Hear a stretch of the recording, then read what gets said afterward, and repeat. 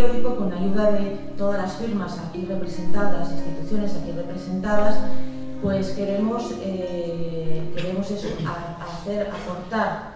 nuestra aportación, aportar nuestro granito de arena a que el camino sea eso que tiene que ser, una gran riqueza de esta tierra, y a que quienes hacen el camino pues tengan lo que necesitan donde lo necesitan.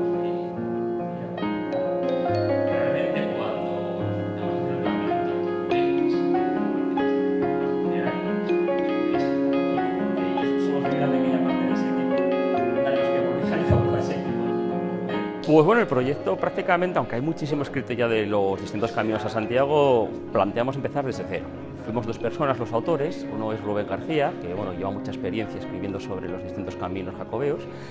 y yo escribí la parte más patrimonial, todo aquel patrimonio histórico, cultural, social ligado al camino. Entonces los dos nos pusimos la mochila por separado, a pesar de todo este trabajo, nunca coincidimos en el camino, pero bueno, nos metimos los más de 400 kilómetros de caminos que tenemos en Asturias para documentarnos sobre el terreno, y luego también la parte bibliográfica y documental, y a partir de ahí, en lo que a mí me toca de partes, como decía, patrimonial, pues buscar todo ese patrimonio conocido y sobre todo el no tan conocido, que puede pasar más desapercibido. Yo creo que merecía la pena estudiar.